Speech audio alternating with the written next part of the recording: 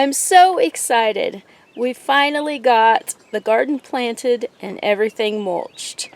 And so today I thought I'd give you a little tour and show you everything we have growing.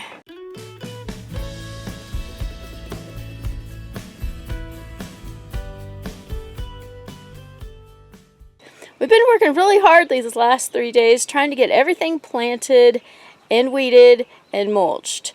And I have to say probably the biggest struggle that I've had to deal with this year is finding enough mulch to cover the garden. As I've mentioned in other videos, we had our alfalfa swath the other day, and it turned out to not be very much due to lack of moisture throughout the winter.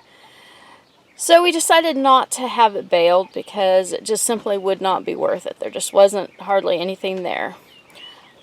So instead of letting it lay out there and just go to waste, I decided to gather it up and use it for mulch in the garden. And so the other day, Brooke and I went out there with our pitchforks and we rounded up all of the hay and piled it up.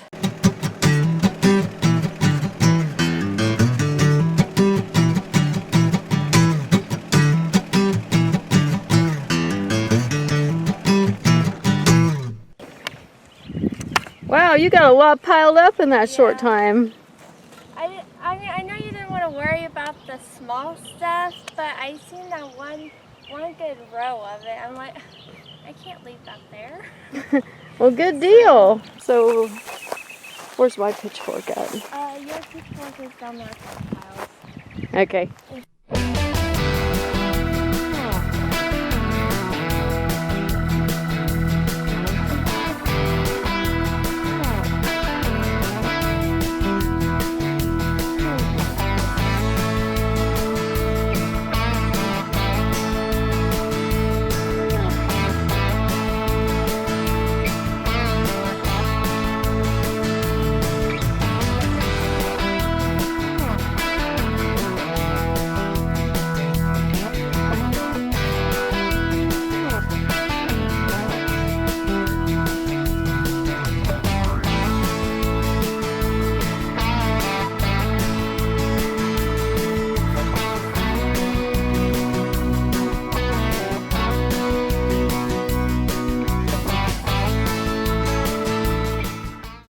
Right here is what we got off the alfalfa patch.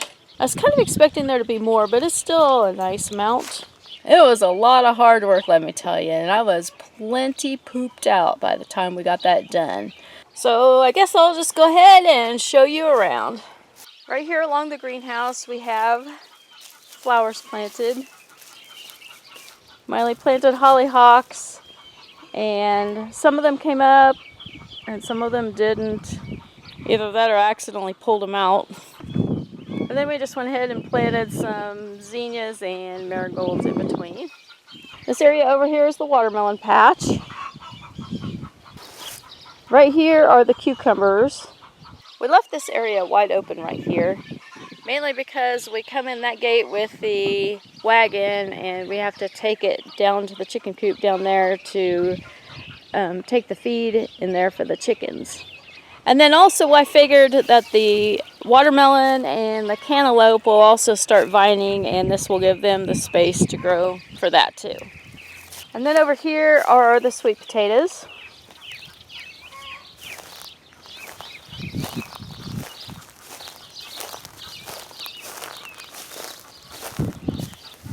Here are some cucumbers, green peppers. Over here is the okra, and I have sunflowers planted randomly throughout the garden. And then these rows right here, we planted some popcorn. Now I know it's probably just a little bit late to get corn in the ground, but let's see, what was it, several years ago, towards the end of the planting season, Michael planted a small patch of popcorn and it grew really well, and we got a lot off of it for being such a small patch.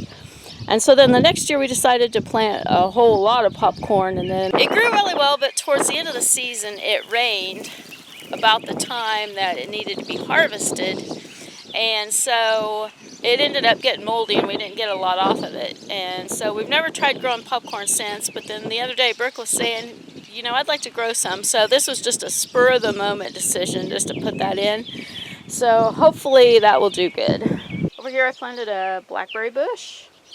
And then here are some of Miley's flowers.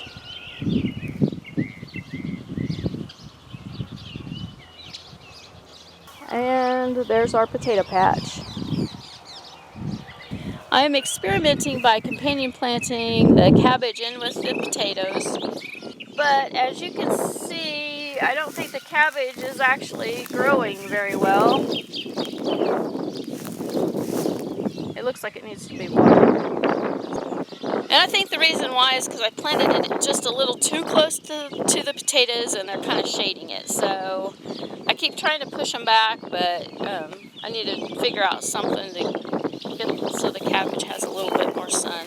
Right here is a volunteer, what we think might be a pumpkin. So we decided to leave it and let it grow and see what it turns into. Then over on this side of the garden are the tomatoes.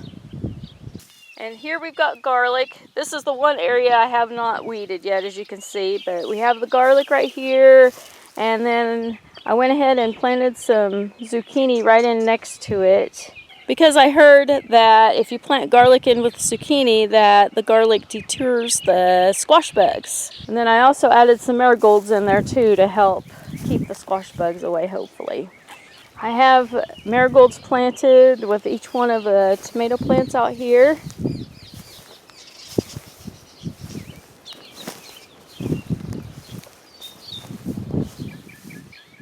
We have our volunteer pumpkin plant. I did some research and I could never find whether or not pumpkins and tomatoes grow good together or not. There just wasn't anything out there, so I've decided to leave it. But I am slightly concerned because we do have a huge problem with squash bugs. And I'm afraid that they might come in and invade the pumpkin, and then when they got done invading the pumpkin, they might move on to the tomatoes, but I don't know for sure. So I'm going to keep a close eye on that, and if it gets out of hand, I'm definitely taking the pumpkins out. But I guess we'll just see how it goes. It'll just be one big experiment for this year. And then I also have sunflowers. All these sunflowers over here are ones that came up volunteer, and I just left them because they do make good companions. And they encourage the good bugs to hang out in the garden. Over here is our raspberry bush.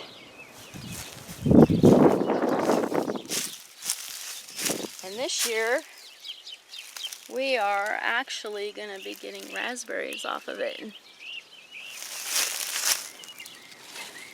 I have it covered with bird netting to keep the birds away. I need to get it fixed because it's kind of slid off, but we are so excited because we might actually be able to harvest raspberries for the very first time since I've planted this bush. Then over here in the greenhouse we have our green beans and our cucumbers and lettuce. We really need to pull the lettuce out. It's turned off really hot and the lettuce is starting to get bitter and not any good. I found a variety that tolerates heat better, so I'm going to try starting some of that and planting it in here right under this bench right here because it's nice and shaded and cool, and the greens seem to grow really well in there. Over here we have some carrots and a few cilantro plants. Underneath of there is the kale.